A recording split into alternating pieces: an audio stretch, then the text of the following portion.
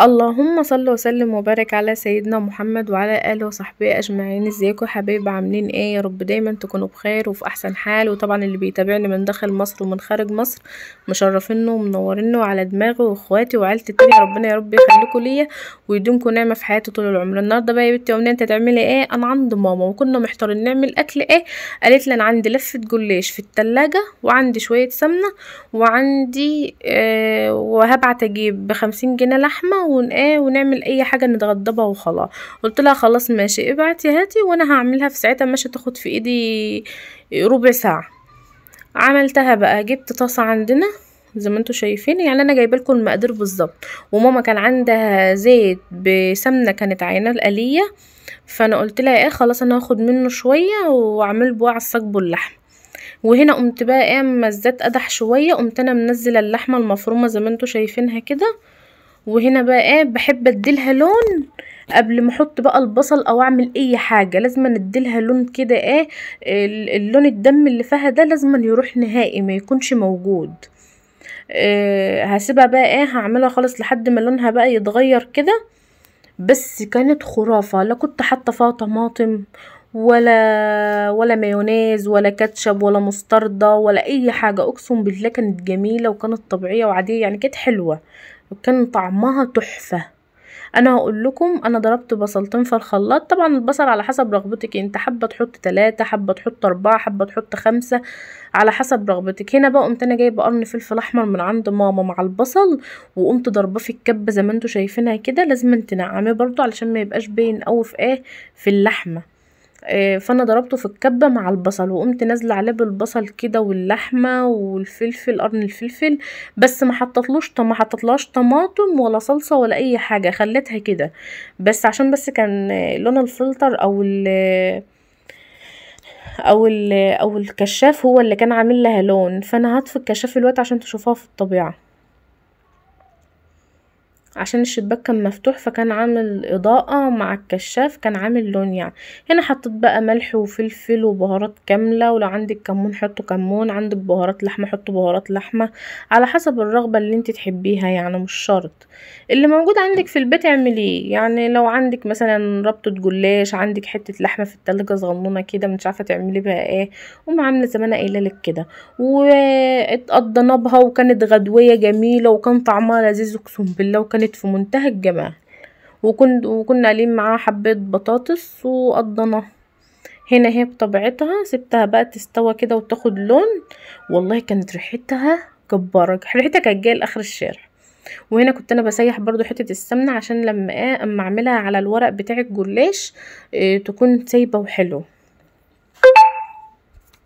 وطبعا اللي لسه معايا لحد هنا منساش يحط اللايك ويشترك في القناة ويفعل زر الجرس عشان يوصلكم كل جديد. ويا رب اكون عند حسن ظنكم، ويا رب فيديوهاتي تكون بتعجبكم يا حبايب قلبي او بتفكوا باي حاجة، لو ان تكون حاجة بسيطة بس انكم بتستفادوا مني باي حاجة.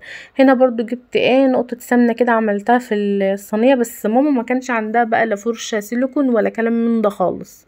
والله عايزة ابقى اجيب لها فرشة سيليكون واجيب لها مضرب اليدوي يبقوا عندها في الشقه، هبقى اجيبهم لها باذن الله. عايزه اجيب لها الحاجه يعني اللي بنبقى هناك موجودين هناك وبنبقى بنعمل مثلا بشاميل، بنعمل حاجه ما بنعرفش نعملها بسبب ان الحاجات دي ما بتبقاش موجوده، فبتبقى عقبه شويه يعني. هنا طبعا اللحوقي بتاع ماما يعني الصينيه، بس احنا مسمينه طبعا اللحوقي. كل شويه افرد الورقه مش عايزه تتفرد، اعملها على البتاع من فوق كده مش عايزه تتفرد برضو.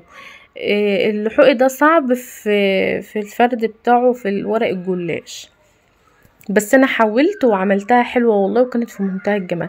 عارفين الصواني اللي هي التيفال اللي هي المستطيلة دي بتبقى حلوة قوي في الجلاش، بتقوم فردة الورقة بتقوم واخدة الورقة كلها طول طول. والله انا عندي الصينيه دي بتاخد الورقه طول، لا بتتني منها حاجه ولا بتعملي فيها اي حاجه وبتبقى في منتهى الجمال. هنا طبعا بقى بقيت اعمل بالسمنه كده وبالمعلقه لان طبعا ما فيش عندها فرشه زي ما انا قلت لكم. وعملت ايه بقى، خليت ربط بتاع الجلاش مثلا هما 12 ورقة او 10 ورقات، قمت انا قسمهم بالنص، يعني خلت مثلا لو هما 10 5 تحت و5 فوق. مثلا 6 تحت مثلا و5 فوق، 6 فوق، يعني ايه اقسم بتاع البقرة نصين، يعني نص تحت ونص فوق. انا عملت كده وخليت اللحمة في النص.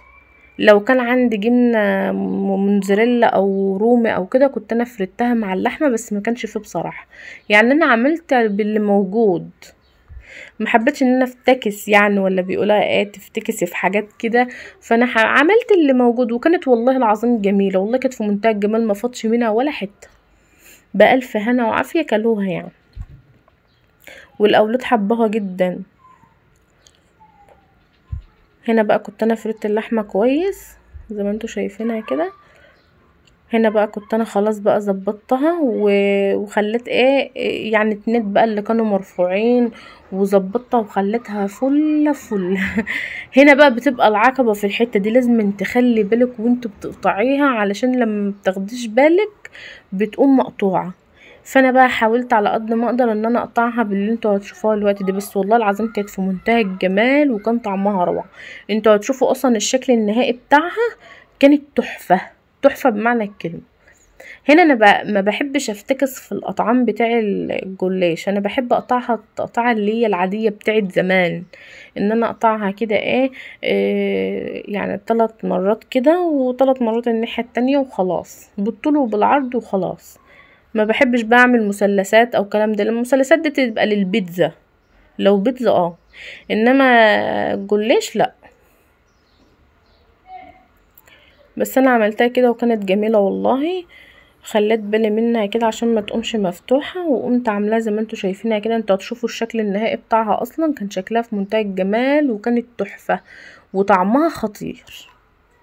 بس طبعا يا حبايب قلبي اللي لسه معايا لحد هنا منساش يحط اللايك لأمنية، لو بتحبوني حطوا له لايك واشتركوا في القناة وفعلوا زر الجرس عشان يوصلكوا كل جديد وتكونوا بتستفيدوا بأي حاجة لو قد كده.